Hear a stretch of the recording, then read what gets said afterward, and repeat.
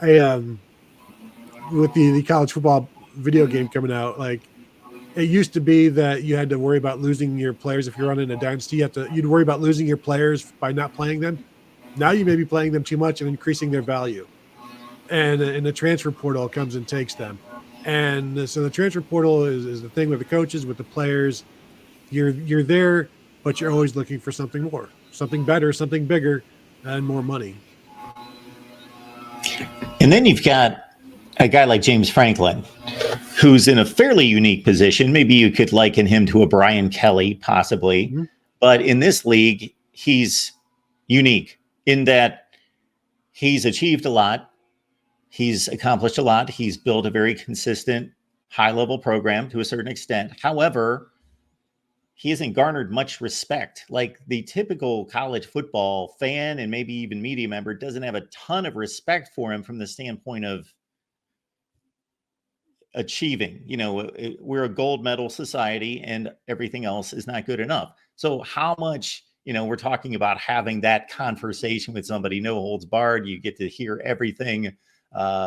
You wonder how much that bothers him. He has to know that he's just kind of held at this certain level of respect in the sport, and that's what he's viewed as.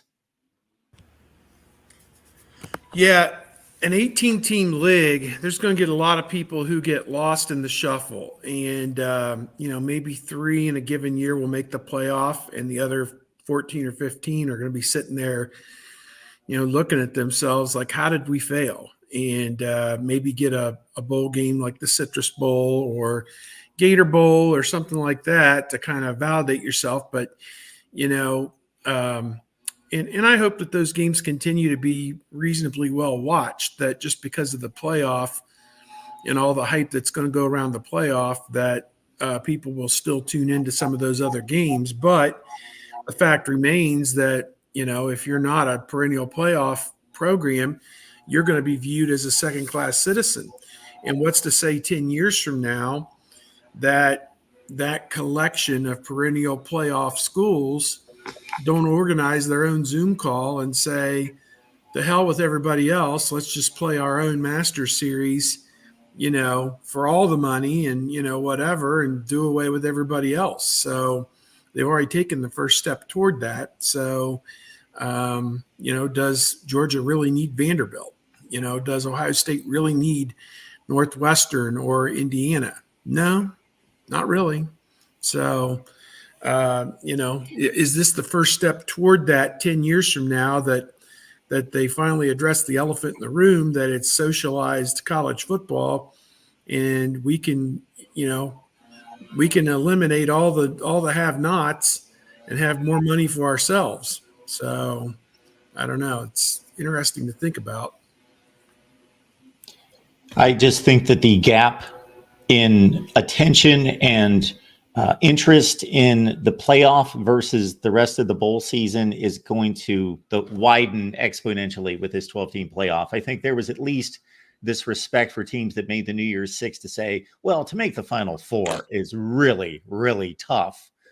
Therefore, we understand if you're a good 10-2 team and you made a New Year's Six bowl and you had a nice season and you're really good. But if you can't make a 12-team playoff, I think there's just a perception that's going to exist out there among the standard college football fan that you're really not that good. So why would we want to watch you play? Yeah, that's a great point. I mean, it's not going to be good enough for some programs, and it'll be good enough at first.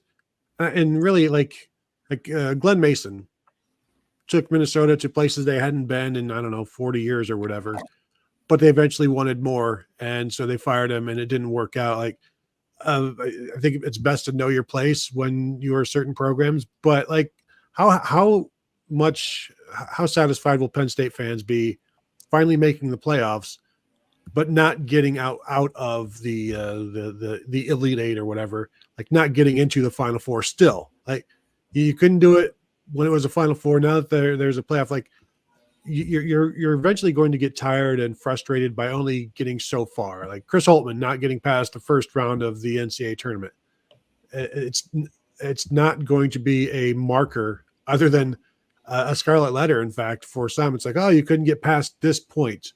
You made it, but you couldn't get past this point. And so I think a lot of coaches most coaches, I think all coaches love the fact that they can now get there.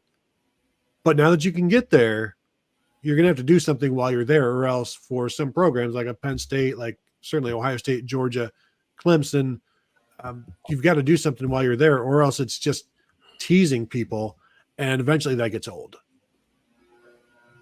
And I think Penn State in particular, let's say they're showing up as a 7 seed and 8 seed every year, and for the first couple of years, they lose that game. And to your point, Tony, I think there's going to be some excitement among the fan base. Obviously, leading into the game, there's going to be a month build up to say, hey, we made the playoff, or 3-week build up.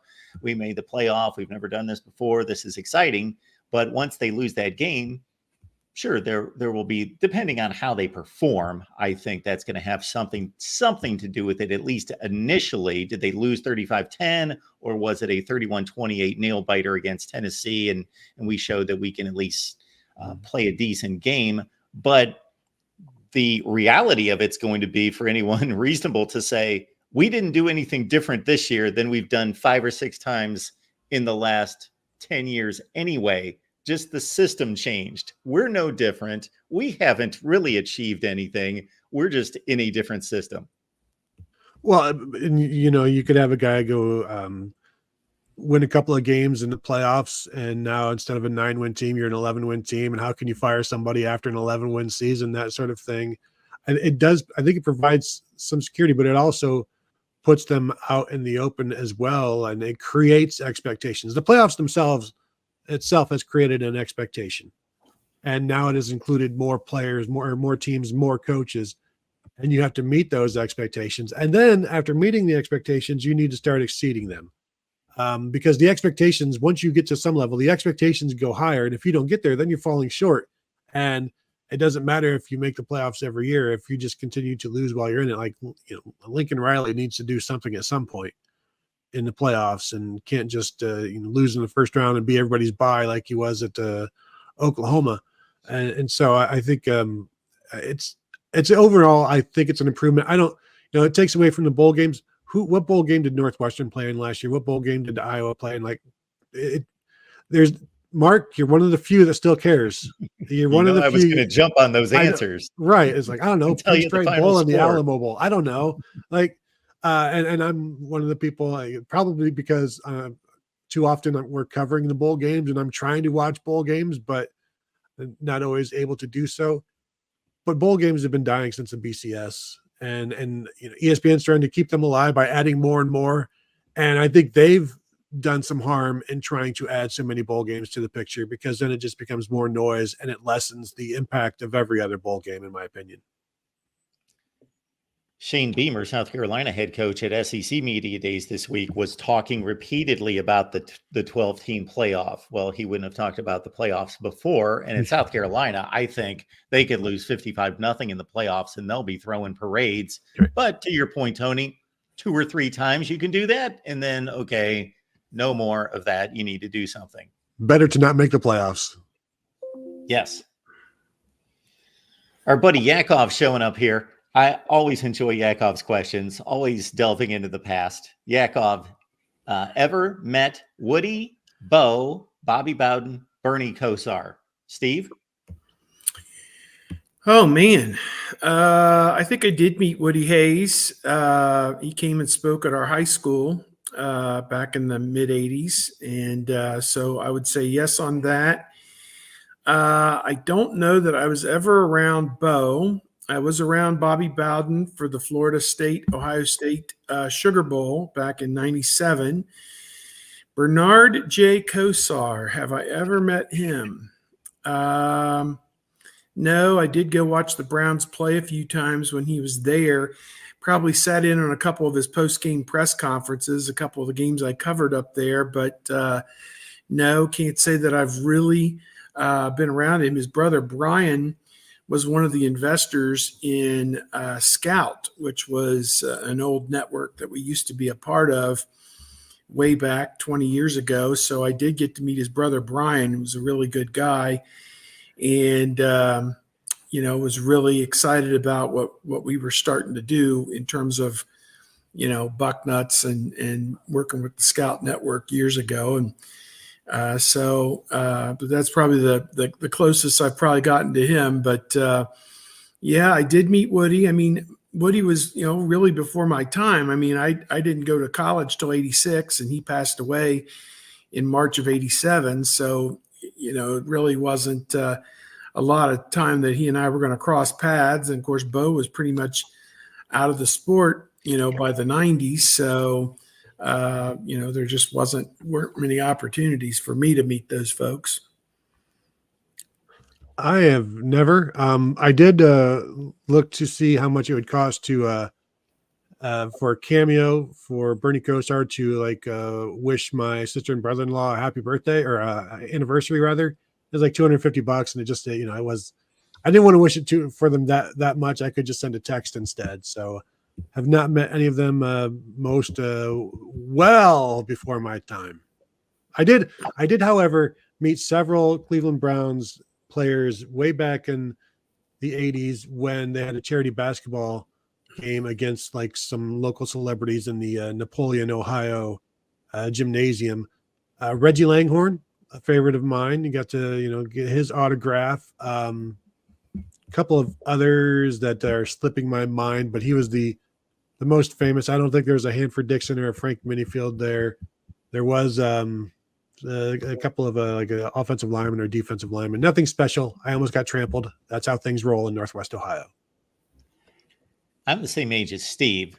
So these guys are before Steve's time. I guess I'll say the same, although I did watch Woody's final 2 games for sure. I kind of remember the 76 game, but I do definitely remember watching 77, 78, Woody's 2 final games at Ohio State. But no, I did never met Woody Hayes, Bo Schembechler, or Bobby Bowden. But much like Steve just mentioned, I interned for the ABC station in Akron, Ohio that no longer exists. And in the fall of 1990, it was rather an interesting season for the Browns. They were horrible after being good for about 5 or 6 seasons. And Bernie Kosar was a hero in Cleveland, but he was just at the outset, even though Belichick was not there yet, of that diminishing skills period. And so he was playing awful. Todd Philcox was getting some time, and I was in the scrum several times after some Browns games, interviewing Bernie Kosar, and got my couple questions in that were either genius or stupid. I don't remember. But the other thing I remember about that internship, at least involving the NFL, there were a lot of good stories involving that internship, but involving the NFL, was sitting on the roof of Cleveland Municipal Stadium, actually on the roof, and our cameraman was in there near a little cockpit type thing, but there was an NFL Films guy right next to us. And this dude was just amazing. He had like dozens of these little cartridges. He was just popping them in constantly, and great respect for NFL Films and the work that they've done. So no, never met Bernie Kosar, but like Steve, asked him a few questions after football games.